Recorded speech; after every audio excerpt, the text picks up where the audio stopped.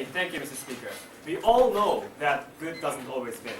What we saw in Iraqi war was that even though the United States was thought to be the big police of the world, they actually worsened the situation in Iraq, right? In these situations, we actually see that good doesn't always win.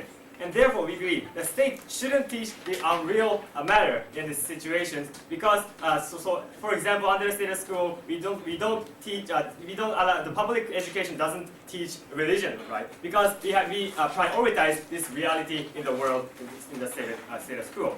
So this is why I propose this motion. So I'm going to give you two arguments today. Firstly, about the role of the education to reflect the real world in order to make the students or the children have much less emotional harm by being taught of lies, right? And secondly, I'm going to tell you how this education should be as much as possible inclusive in order to and therefore how this motion is. How this good narrative is actually making this exclusive education.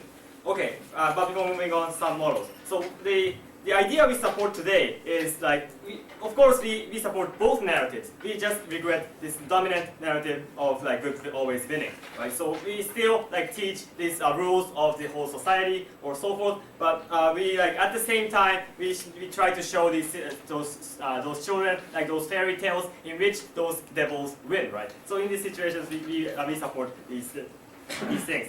Okay, and firstly about this education's role to show the real world. But moving on. Is good diverse? Like not only like ability or justice or what kind of thing. What do you think? What is the good?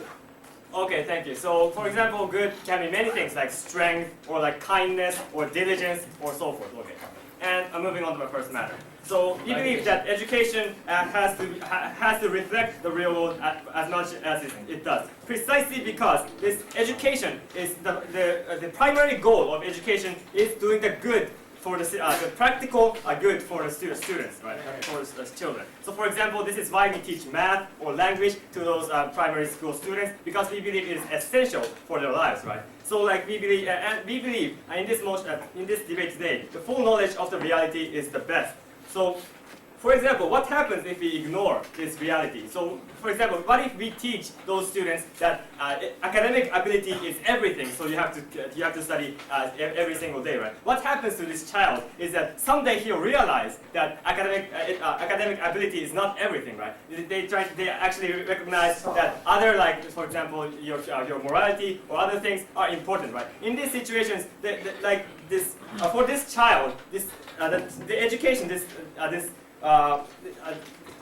this academic ability was everything to this child, right? In that sense, we believe this child will have a great sense of being betrayed by what he believes, right? So exactly the same case applies in this motion. No, thank you. So like because of this dominant narrative for those students, so what happens is that those children, of course, they're innocent, so like at first they believe that good always wins, right? However, someday they come to this point where they realize that good doesn't always win. Like they watch the TV programs or the news where like there is this brutal reality taking place on the ground, right? So what happens to these children is that like everything they have believed in their young childhood is betrayed by the reality, right? What happens is that this child is likely to turn into nihilistic ideas, right?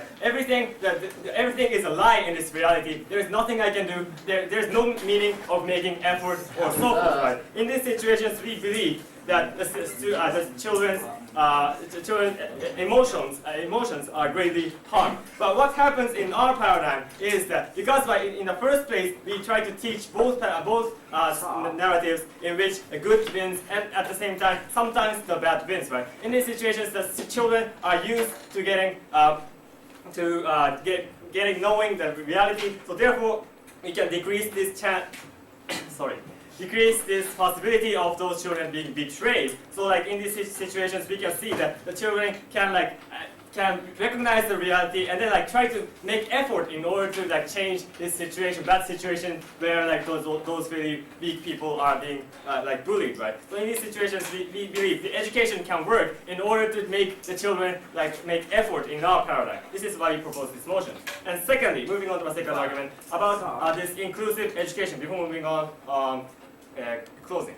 We tell children that they have the right to choose job, even though in the reality we still have a structure in some jobs. Children have to succeed the job of their parents. Do you say it's bad because it's different from the reality? Yeah. Well, my partner will explain. Sorry. Okay,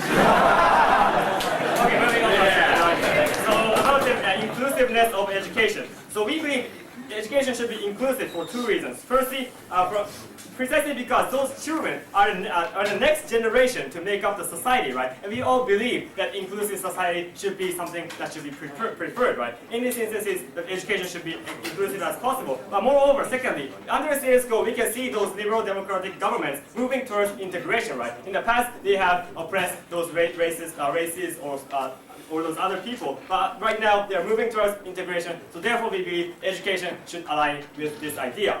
And like for example, we see, and so this is why we do not teach religion in those compulsory education, because we believe teaching only one idea tend to be exclusive, right? So in these situations, we do not teach religion, or like we do not teach racist ideas, right? So what happens in this dominance narrative of good always winning is that like. So for example, imagine there is a misbehaving child in your school, and what happens in their paradigm is that because the other children like have this idea that bad, so this bad is always bad, so we should defeat this bad thing. We believe these children who misbehaved he was like being stigmatized and denied over his own lifestyle, right? This is how he is, right? In these situations, we believe this child has great mental harm and is being excluded. In our paradigm, what happens is that because we teach that we should be inclusive and good doesn't always win, and we should like at least have an ear to these bad people. So what happens is that other children can at least have try to understand this person. So this misbehaving child can at least have this confidence that he is okay, right? In these instances, we believe for these two reasons, by education being showing the real world, and at the same time trying to be inclusive, we can achieve the goal of education. This is why you propose this motion. Thank you.